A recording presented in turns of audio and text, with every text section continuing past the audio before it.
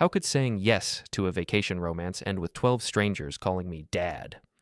When my new wife revealed her real plan on our wedding night, I realized I wasn't a husband, just a ticket for her children's citizenship. But when everyone thought I was a fool to be used and discarded, they never expected how calmly I would turn the tables. The champagne bubbles had barely settled in our glasses when Layla al-Badawi transformed from the charming woman I'd married into someone I didn't recognize. We were in the hotel suite I'd booked for our wedding night, the same luxury room where just hours earlier she'd whispered sweet promises about our future together. Now she sat across from me on the silk-covered chair, her hands folded in her lap like she was conducting a business meeting. "Elliot," she said, her voice stripped of the warmth I'd grown accustomed to over the past month, "we need to discuss the children." I set down my glass, confused. During our whirlwind courtship, Layla had mentioned having a large family back home, but she'd been vague about the details. I'd assumed her children were grown adults who lived their own lives. The way she'd talked about them seemed distant, almost casual. "Of course," I said, trying to maintain the romantic atmosphere. "I'd love to hear more about them." "There are 12, she said matter-of-factly. 7 are under 18, they will be arriving next week." The words hit me like a physical blow. 12 children? 7 minors? I felt my mouth open and close without sound, exactly like a fish gasping for air. This wasn't a conversation about meeting her family during holidays or video calls. This was something else entirely. "Arriving," I managed to croak. "Yes, and you will need to begin the adoption process immediately. They require American citizenship, and as my husband, you are now responsible for providing that pathway." She reached into her purse and pulled out a thick folder. "I have already spoken with my lawyer, Omar Habib. He has prepared the preliminary paperwork." I stared at the folder like it was a snake coiled to strike. The romantic suite suddenly felt suffocating. The soft lighting that had seemed so intimate now cast harsh shadows across Layla's face, revealing a cold calculation I'd never seen before. "Adoption?" I repeated. "Layla, we just got married. Shouldn't we discuss something this major together? I mean, this is a huge responsibility." "There is nothing to discuss," she interrupted. "This is why we married. Surely you understood this." The casual cruelty of her words left me speechless. This is why we married. Not because she loved me, not because we'd built something beautiful together over the past month, but because I was a means to an end. A ticket to American citizenship for 12 children I'd never met. I sat there in my wedding suit, holding a glass of champagne that now tasted like ash, and realized I'd been played by a master manipulator.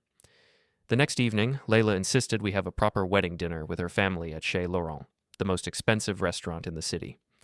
I'd made the reservation weeks ago, imagining an intimate celebration with perhaps a few close relatives. Instead, I found myself at a table for 15, surrounded by people who looked at me with barely concealed contempt. Yasmin al-Badawi, Layla's 32-year-old daughter, sat directly across from me. She was strikingly beautiful, with sharp cheekbones and intelligent eyes that seemed to cut right through me.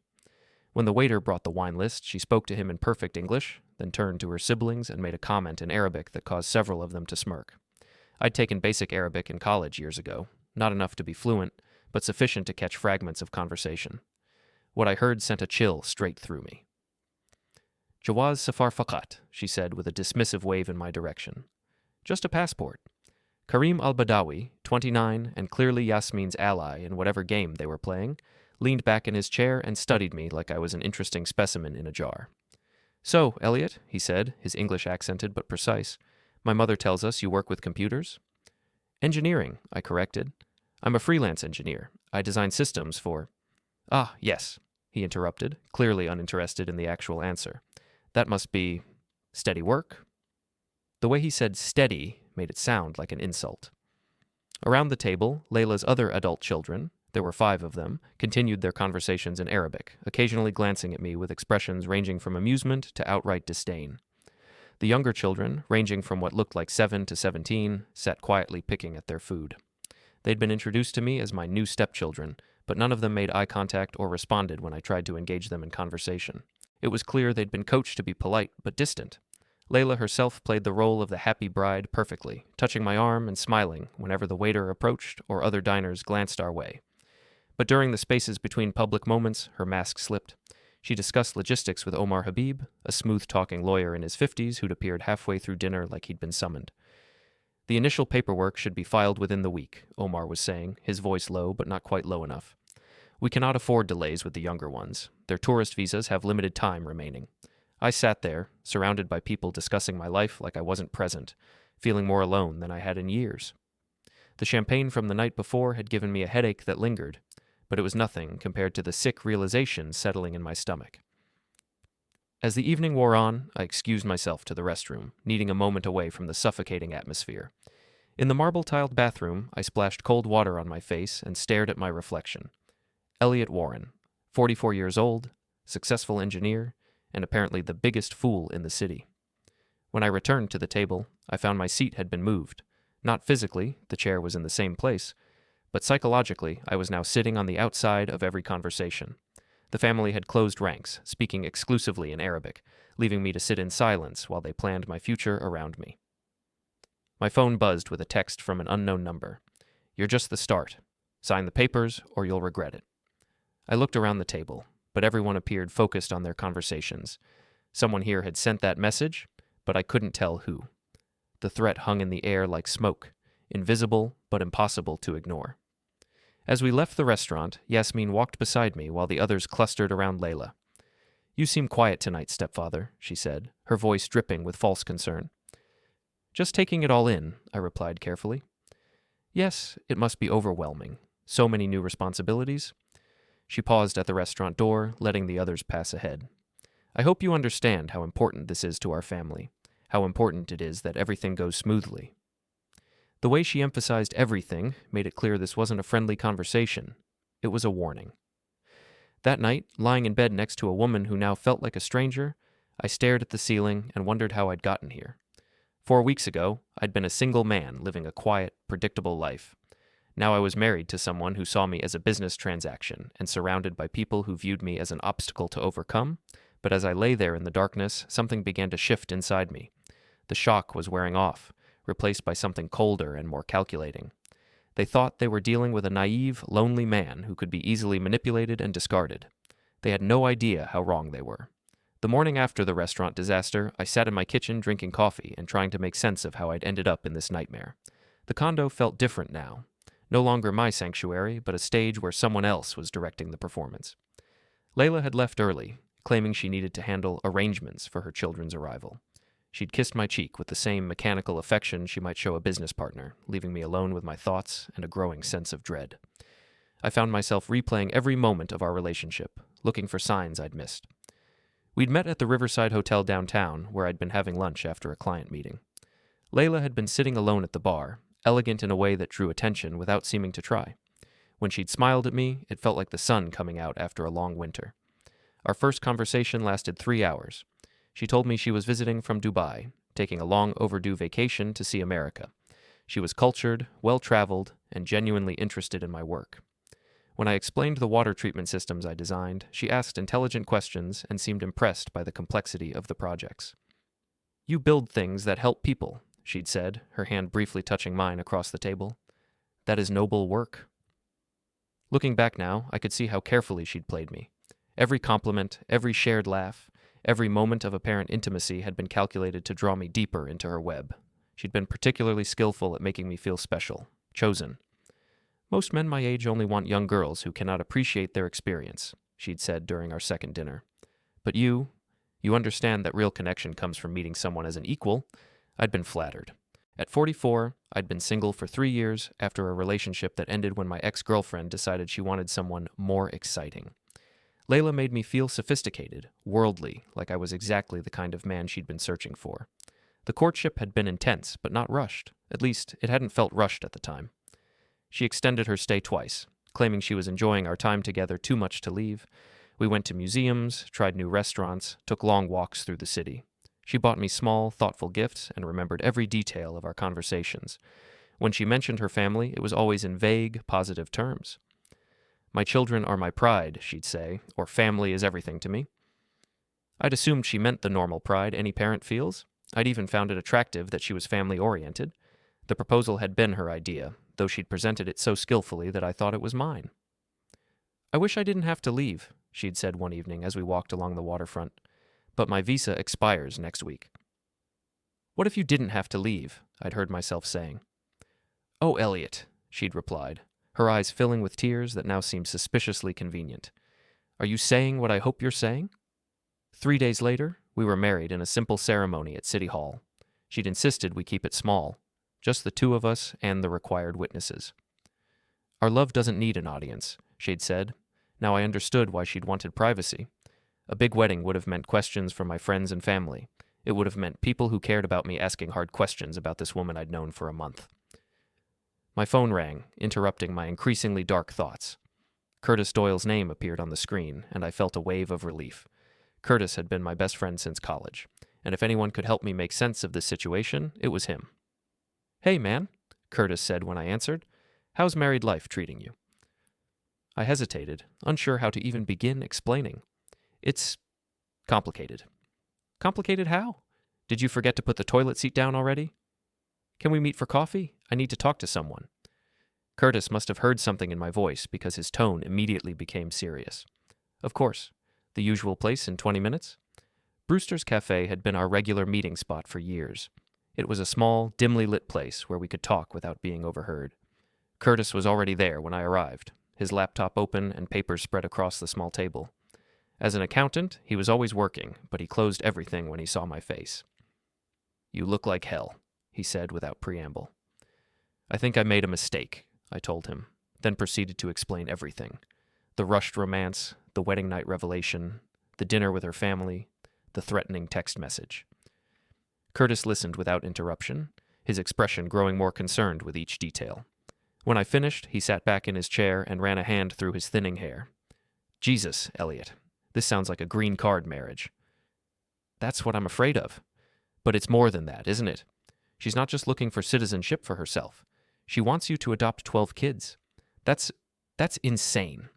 Do you have any idea what kind of financial responsibility that would be?" I hadn't even thought about the money aspect. I'd been so focused on the emotional manipulation that I'd missed the economic implications. 12 children meant 12 dependents, 12 college educations, 12 sets of medical bills, 12 futures I'd be legally obligated to support. "She played this perfectly," Curtis continued, his accountant's mind analyzing the scheme.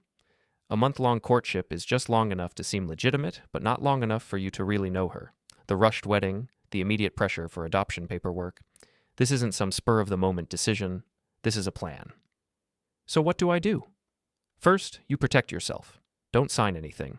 Second, you get a lawyer. Third," he paused, studying my face. "Third, you decide if you want to fight back or just get out." "What do you mean?" "I mean, if someone tried to con me like this, I wouldn't just walk away. I'd make sure they regretted it." That afternoon, I returned to find Layla's family had essentially moved into my home. The living room was filled with suitcases and shopping bags. Children I didn't recognize were eating food from my refrigerator and watching my television. The older ones were sprawled across my furniture like they owned the place. Yasmin was in my kitchen, talking on her phone in rapid Arabic. When she saw me, she ended the call and smiled with the same false warmth she'd shown at the restaurant.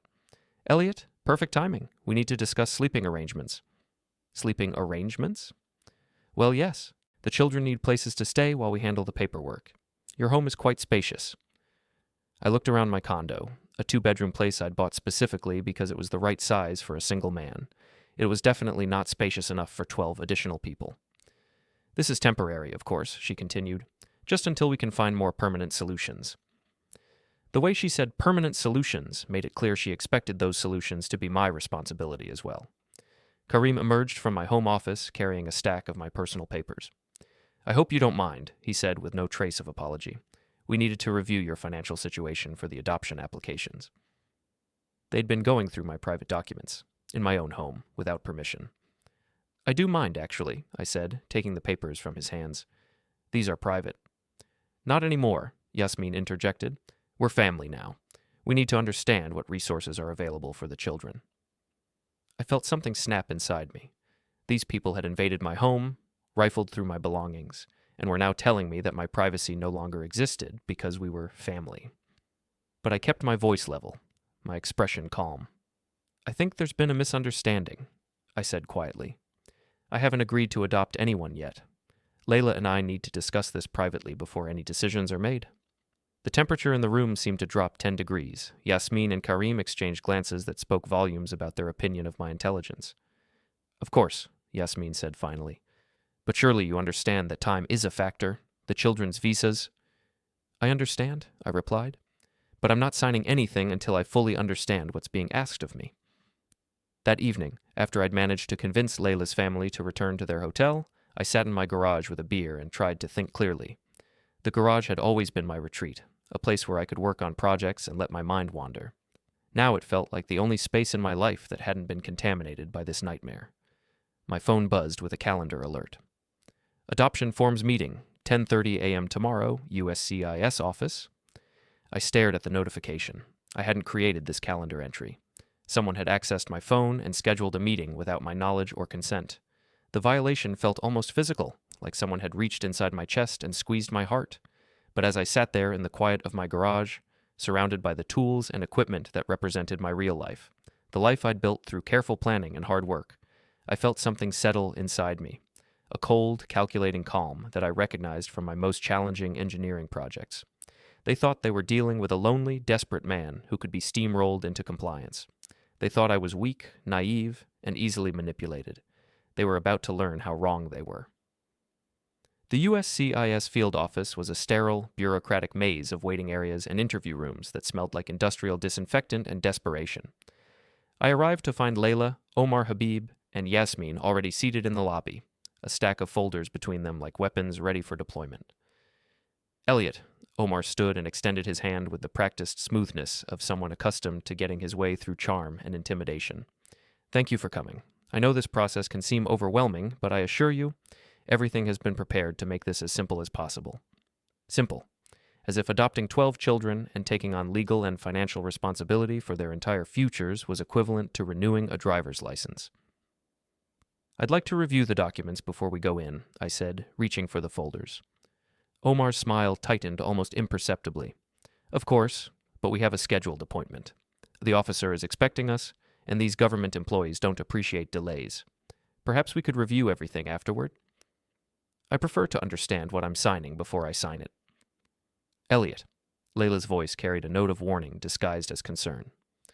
Omar has explained everything to me. These are standard adoption forms. Surely you trust your wife's judgment? The word wife felt like a weapon in her mouth. Around us, other families waited with their own stacks of paperwork, pursuing legitimate immigration processes built on genuine relationships and real love.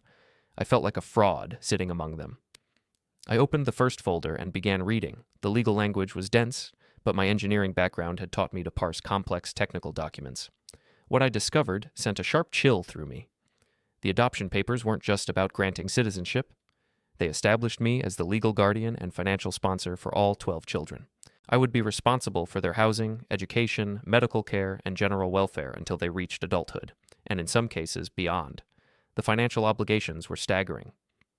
This section here, I pointed to a paragraph buried in the middle of page 4. It says I'm responsible for any debts or legal issues the children might have. What does that mean exactly? Omar waved his hand dismissively. Standard language. Nothing to worry about. And this part about educational expenses? It mentions private schooling and university tuition. Children need education, Yasmin interjected. Surely you wouldn't want them to suffer because of inadequate schools? I kept reading, finding clause after clause that expanded my responsibilities far beyond what any reasonable person would consider normal adoption procedures. This wasn't about giving children a loving home. It was about creating a legal framework that would make me financially responsible for an entire extended family. I need more time to review this, I said, closing the folder. Time? Omar's professional mask slipped slightly. Mr. Warren, we have an appointment in 5 minutes. The officer is expecting completed paperwork. Then we'll reschedule? The children's visas expire in 3 weeks, Layla said urgently. If we don't begin this process immediately, then perhaps you should have discussed this with me before they arrived, I replied calmly. The silence that followed was thick with tension. Other families in the waiting area glanced over, sensing the conflict even if they couldn't hear the words. Omar leaned forward, his voice dropping to what I'm sure he thought was a persuasive whisper. Mr. Warren, I understand cold feet are natural in situations like this, but you have to consider the bigger picture. These children are counting on you. Your wife is counting on you. Are you really going to let them down over paperwork? The manipulation was so blatant it was almost insulting, but I kept my expression neutral, my voice steady. I'm going to make sure I understand exactly what I'm agreeing to before I agree to it. That seems reasonable for a decision of this magnitude. Yasmin's composure finally cracked. What is there to understand?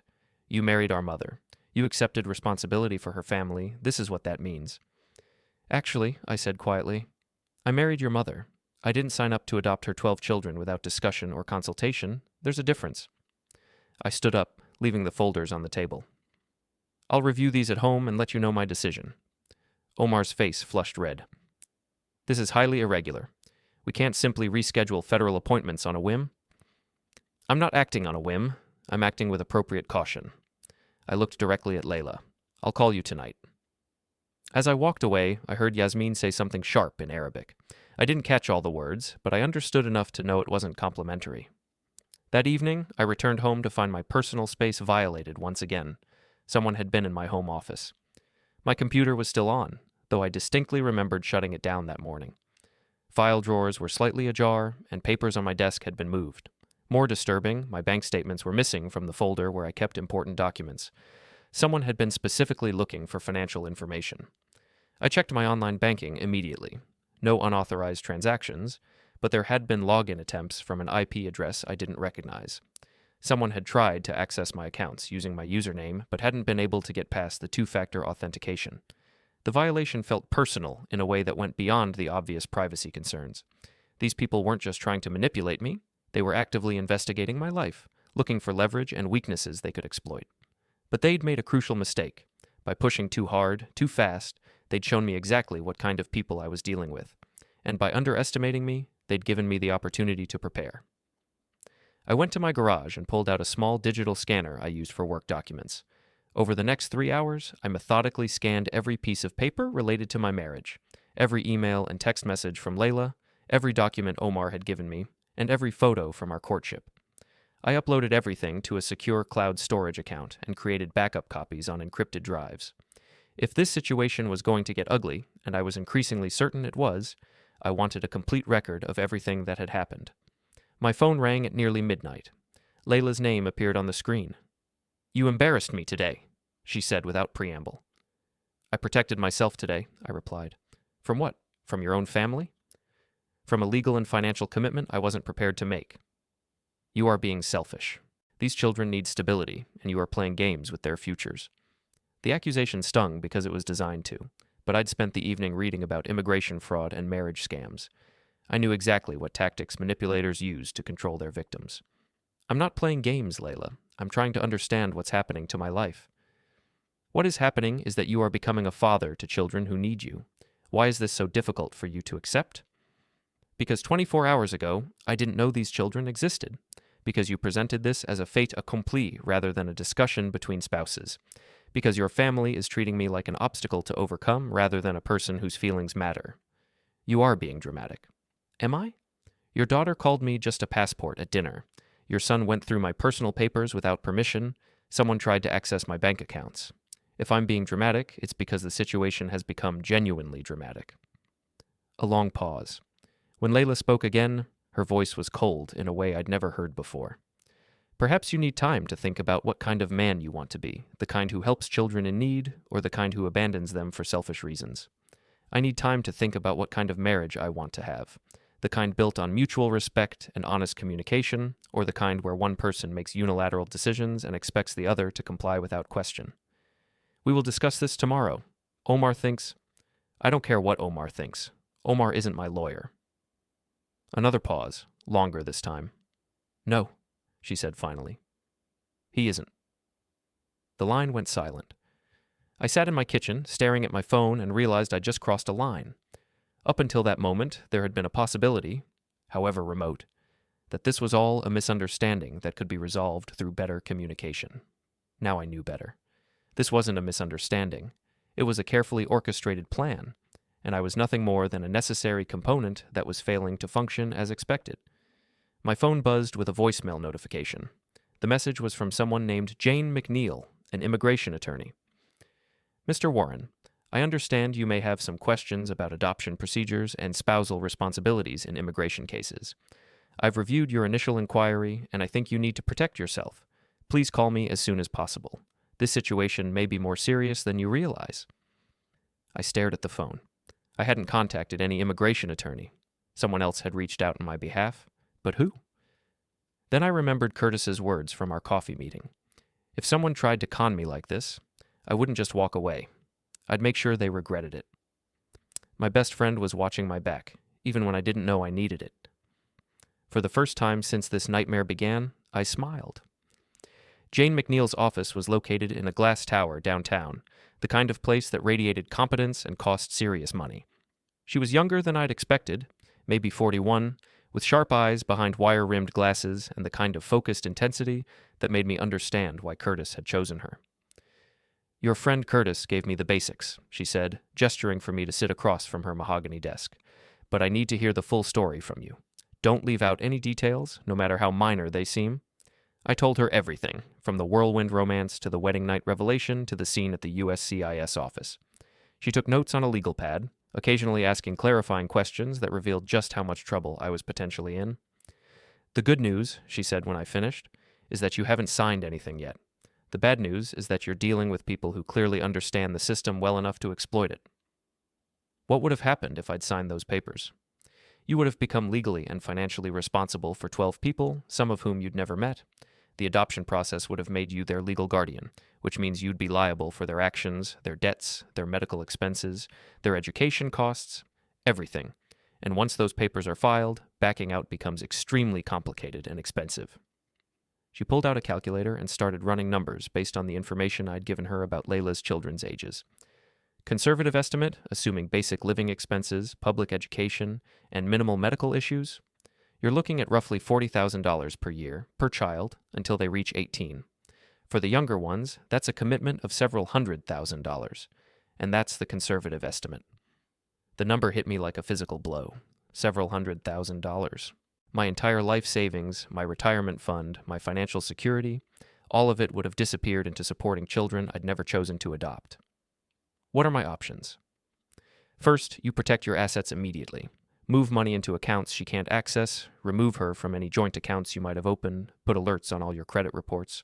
Second, you document everything. Every conversation, every demand, every threat.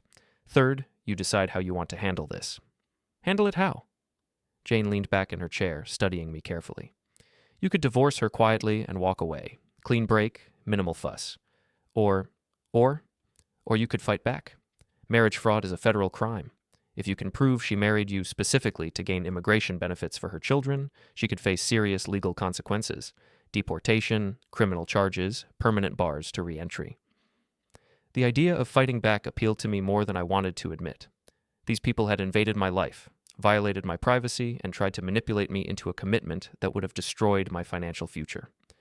Part of me wanted to see them face consequences for their actions. What would I need to prove fraud? Evidence that the marriage was entered into primarily for immigration benefits rather than genuine affection. Statements from her or her family about their true intentions. Documentation of the timeline and the immediate pressure for adoption. Financial records showing the scope of what they were asking you to take on. I might have some of that already. Then start organizing it, and be careful.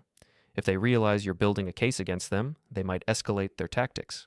That afternoon, I met Curtis at his home office, a converted bedroom in his suburban house where he handled freelance accounting work. His wife was at her book club, giving us privacy to spread out documents and plan our next moves.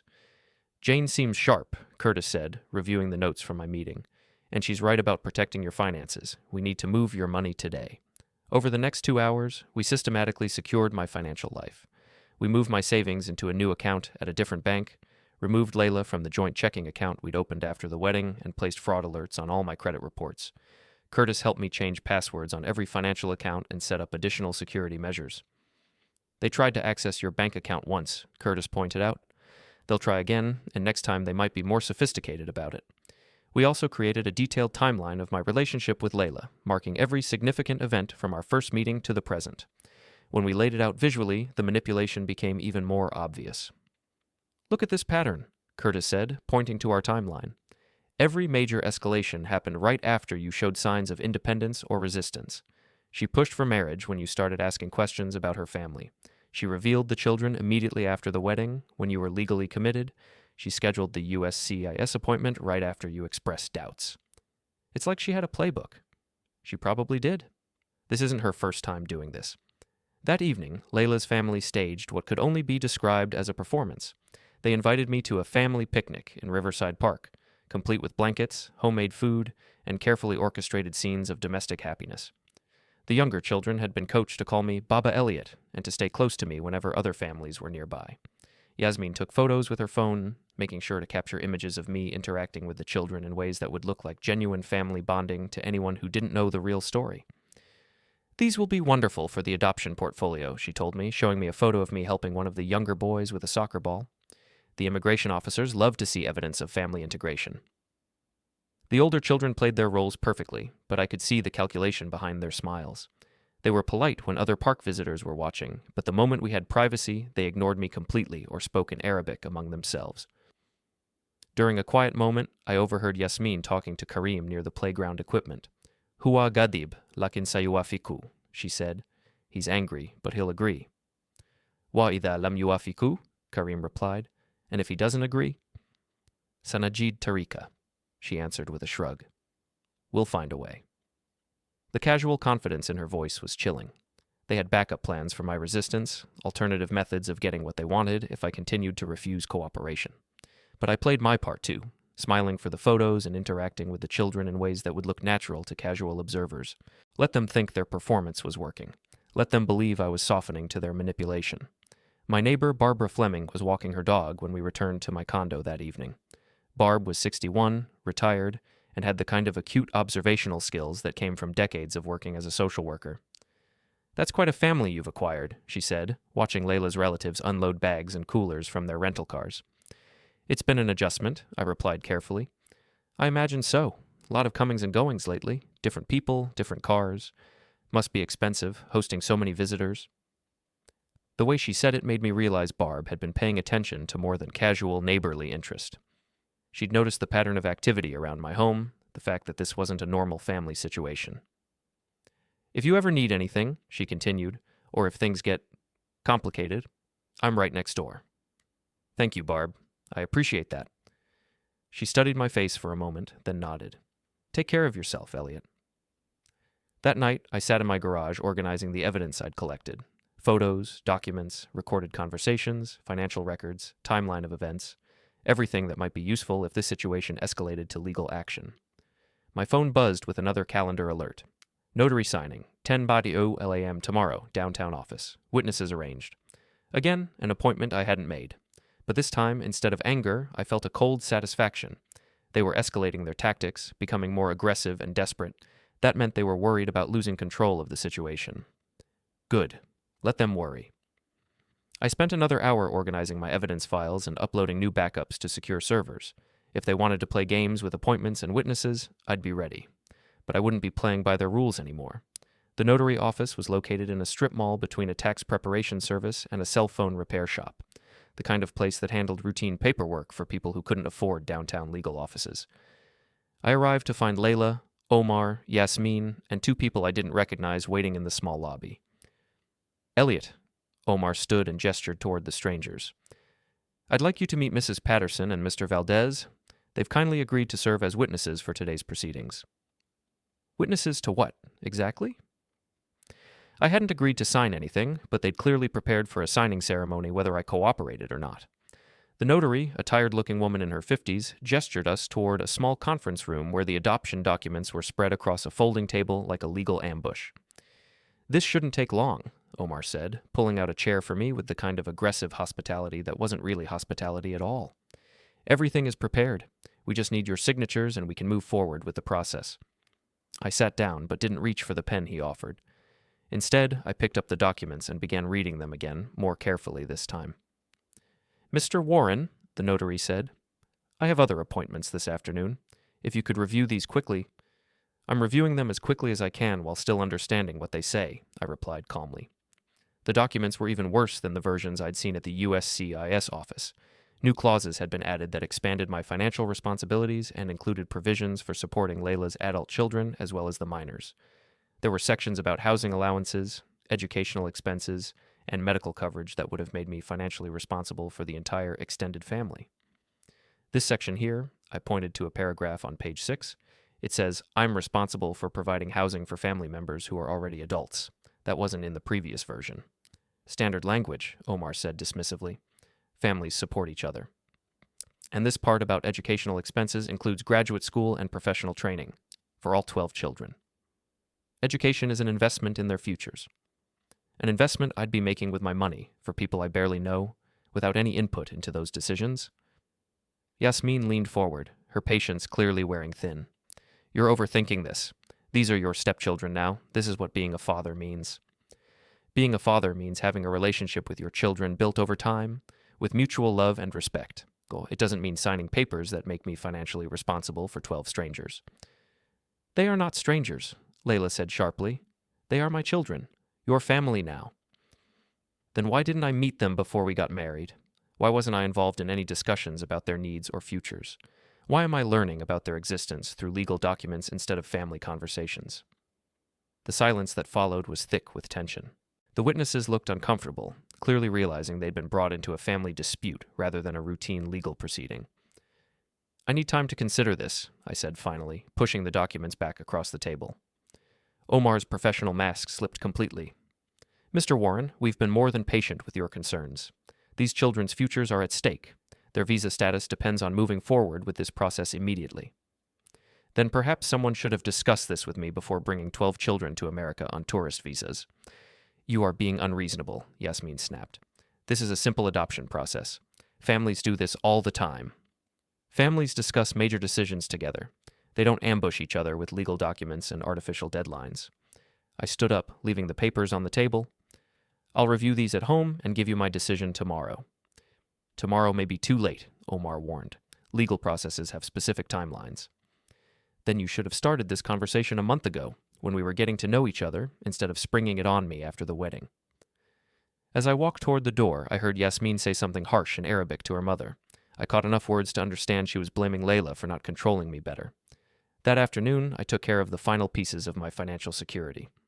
At First National Bank, I met with a personal banker who helped me restructure my accounts and remove any potential access Layla might have had to my funds. I need to make sure no one else can access these accounts, even if they claim to be family members, I explained. The banker, a professional woman in her 30s, nodded knowingly. We see this more often than you'd think. Domestic situations that require financial protection. We'll put additional security measures in place. I also updated my will and power of attorney documents, removing Layla from any decision-making roles and ensuring that my assets would be protected regardless of what happened with our marriage. From the bank, I went to Jane McNeil's office for what we both knew might be our final strategy session.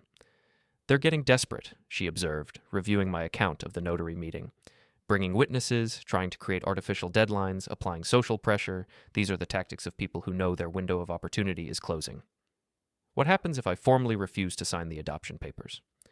Depends on how they react. They might try to salvage the situation by backing down and attempting to rebuild the relationship, or they might escalate to more aggressive tactics, legal threats, public embarrassment, claims that you're abandoning children in need. And if they escalate, then we have grounds for a fraud case. The more desperate and manipulative they become, the stronger our evidence gets. Jane pulled out a thick folder containing all the documentation we'd assembled over the past week. We have a solid foundation here. The timeline of your relationship, the immediate pressure for adoption after marriage, the financial scope of what they were demanding, evidence of deception about her true intentions. If they push this to a legal confrontation, we can push back hard. What would that look like? Marriage fraud charges, immigration violations, possible criminal prosecution. At minimum, deportation and permanent bars to re-entry. At maximum, federal prison time. The gravity of what we were discussing settled over me. This wasn't just about protecting myself anymore. It was about holding people accountable for a carefully planned scheme to defraud the immigration system and destroy my financial future. Are you prepared for that level of confrontation? Jane asked. I thought about the past week. The violation of my privacy, the manipulation, the threats, the complete disregard for my feelings or consent, the way they'd treated me like a resource to be exploited rather than a person deserving basic respect. Yes, I said, I'm prepared. That evening, Curtis came over to help me organize the final pieces of evidence. We spent 3 hours creating a comprehensive file that documented every aspect of the scheme, from the initial romance to the adoption demands to the financial implications. This is solid work, Curtis said, reviewing our timeline. If they try to claim this was all a misunderstanding, you have evidence showing a clear pattern of deception and manipulation. I keep thinking about something Yasmin said at the park, that they'd find a way if I didn't cooperate. What do you think that means? Could be anything. Legal pressure, social pressure, maybe threats to claim you're unfit or abusive. People like this usually have backup plans. My phone buzzed with a text from Omar. Final meeting tomorrow, 2 p.m., my office. Time to resolve this situation once and for all. I showed the message to Curtis, who shook his head. They're not even pretending to be friendly anymore. Good. I prefer honest antagonism to fake friendship. You sure you want to go to this meeting? Absolutely. But I won't be going alone. I called Jane McNeil and arranged for her to accompany me to Omar's office. If Layla's side wanted a final confrontation, they'd get one, but it would be on my terms, with my attorney present and with every word documented. As Curtis packed up his papers and prepared to leave, he paused at my front door. You know, when this started, I was worried they'd steamroll you.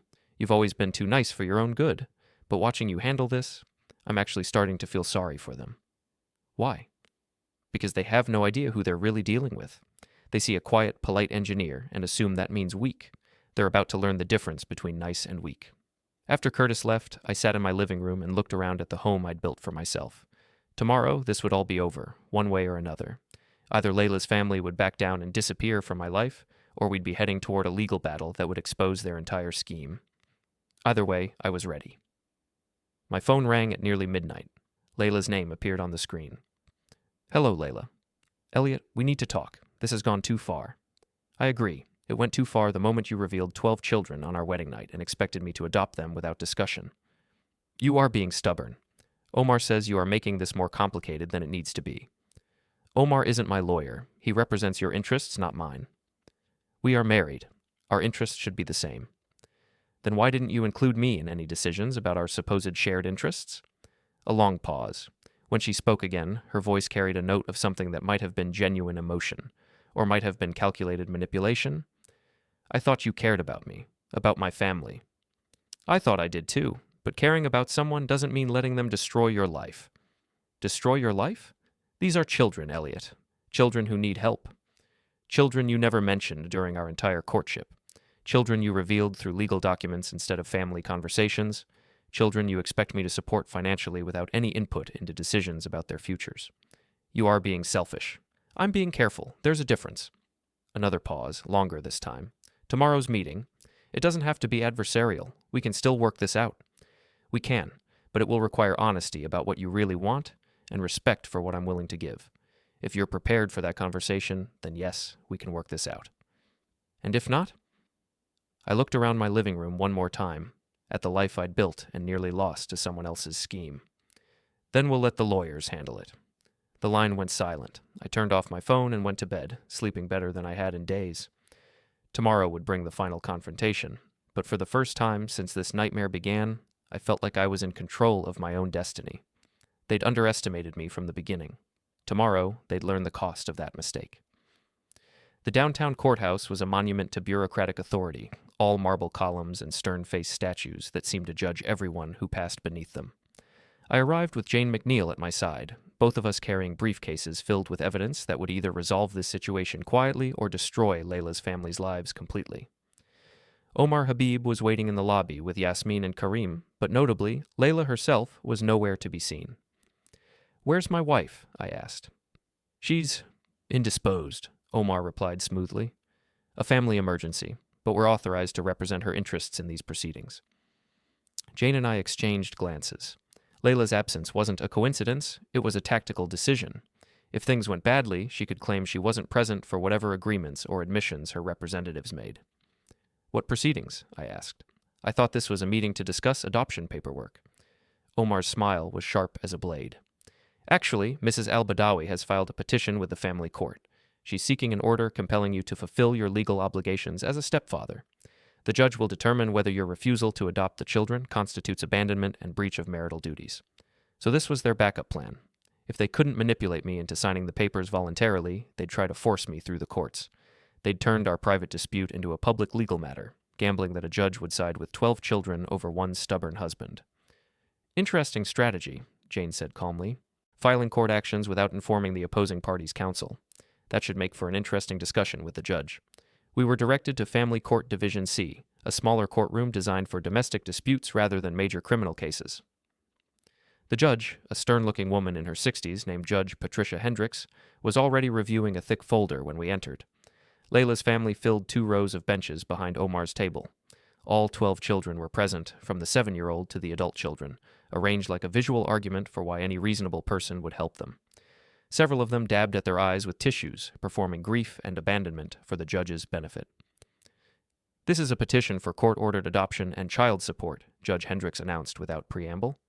Mrs. al-Badawi claims that Mr. Warren married her with full knowledge of her family situation and has now refused to fulfill his legal and moral obligations to her children. Omar stood up, his voice carrying the perfect balance of legal authority and righteous indignation. "Your Honor, Mr. Warren entered into marriage with my client knowing she had a large family. He participated in family activities, was introduced to the children as their new father, and then allowed them to call him Baba. Now, faced with the legal responsibilities that come with being a stepfather, he's attempting to abandon 12 children who have already begun to see him as family. It was a masterful performance.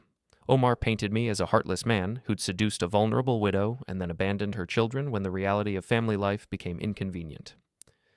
The children's immigration status depends on this adoption proceeding," Omar continued. "Without Mr. Warren's cooperation, they face deportation and separation from their mother, who is now a legal U.S. resident through marriage." Judge Hendricks turned to me. "Mr. Warren, how do you respond to these allegations?" I stood up, feeling the weight of 12 pairs of eyes on my back and the judge's scrutiny from the front. "Your Honor, I'd like my attorney to present our response." Jane McNeil rose with the calm confidence of someone who'd been preparing for exactly this moment. She walked to the center of the courtroom carrying a folder that contained the evidence Curtis and I had spent days assembling. "Your Honor, Mr. Warren was the victim of an elaborate marriage fraud scheme. He was deliberately deceived about Mrs. al-Badawi's true intentions and the scope of the financial obligations she expected him to assume." Jane opened her folder and pulled out a timeline that showed the careful progression of Layla's manipulation. Mrs. al-Badawi spent exactly 4 weeks cultivating a romantic relationship with Mr. Warren. During that entire period, she never mentioned having 12 children or any intention to seek their adoption by her future husband. The subject was first raised on their wedding night, after Mr. Warren was legally committed to the marriage. She handed copies of the timeline to the judge and Omar, then continued. The adoption documents Mrs. al-Badawi presented would have made Mr. Warren financially responsible for approximately $40,000 per year, per child, for the next several years. The total financial obligation would have exceeded $500,000, essentially Mr. Warren's entire life savings and future earnings. Judge Hendricks studied the timeline, her expression growing more serious as she absorbed the implications. "Furthermore," Jane continued, "we have evidence that Mrs. al-Badawi's family viewed this marriage as purely transactional. Her daughter, Yasmin al-Badawi, was recorded referring to Mr. Warren as just a passport and discussing strategies for compelling his cooperation." Jane pulled out her phone and played the audio recording I'd made at the restaurant, where Yasmin's voice could be clearly heard saying, "Jawaz safar faqat," just a passport. The courtroom fell silent except for the sound of Yasmin's recorded voice dismissing me as nothing more than a means to an end. "We also have evidence," Jane continued, "that Mrs. al-Badawi's family attempted to access Mr. Warren's financial accounts without authorization and conducted searches of his personal property to assess his net worth. She presented bank records showing the attempted login attempts and photos of my home office after it had been searched. This was not a marriage entered into for love or companionship, Your Honor. This was a carefully planned scheme to defraud the immigration system and transfer wealth from an American citizen to a foreign national and her extended family." Omar jumped to his feet. "Objection. These are serious accusations without foundation. My client entered into a legitimate marriage." "Mr. Habib," Judge Hendricks interrupted, "this isn't a trial. It's a family court hearing. But these allegations are serious enough that I need to hear Mrs. al-Badawi's response directly. Where is she?" "As I mentioned, Your Honor, she's dealing with a family emergency. Then we'll continue this hearing when she can be present to respond to these accusations." Judge Hendricks closed the folder and looked directly at Omar. "However, I can rule on the immediate petition. Based on the evidence presented, I find no legal basis for compelling Mr. Warren to adopt children he was not informed about prior to marriage. The adoption petition is denied." The words hit the courtroom like a physical blow. Behind me, I heard someone gasp in Arabic, followed by angry whispers. "Furthermore," Judge Hendricks continued, "the evidence suggests possible immigration fraud, which I'm required to report to the appropriate federal authorities. Mr. Warren's marriage may be subject to review by immigration services." Omar's face went pale. Your Honor, surely that's not necessary. Mr. Habib, your client filed a court petition claiming Mr. Warren had legal obligations to adopt 12 children he'd never agreed to adopt. The evidence suggests this entire situation may constitute marriage fraud. I don't have discretion in reporting potential federal crimes. Judge Hendricks looked directly at me. Mr. Warren, you're free to go. The court finds no basis for compelling the adoption, and your marriage will be reviewed by the appropriate authorities to determine its legitimacy. As the judge's gavel fell, the courtroom erupted. Yasmin was on her feet, shouting in Arabic at Omar, who was frantically shuffling papers and trying to maintain some semblance of professional composure. Karim was arguing with someone on his phone, probably trying to reach Layla with the news. The younger children looked confused and frightened, finally understanding that their carefully orchestrated plan had collapsed completely. I stood up, picked up my folder, and walked calmly toward the courtroom exit. Behind me, I could hear Omar trying to salvage something from the disaster, asking the judge for time to present additional evidence or arrange for Layla's testimony. But it was too late. They'd gambled everything on a public confrontation, believing they could pressure me into compliance through legal authority and emotional manipulation. Instead, they'd given me the perfect venue to expose their entire scheme in front of a federal judge who was now legally obligated to report them to immigration authorities. Jane McNeil walked beside me as we left the courthouse, both of us maintaining professional composure until we were safely outside. That, she said, as the courthouse doors swung shut behind us, was exactly what they deserved. I looked back at the building where Layla's family was probably still arguing with Omar about their next moves, none of which would be good. They'd gone from having a cooperative mark to having a federal investigation into their immigration status. Yes, I said quietly. It was. And then I walked away, leaving them to face the consequences of underestimating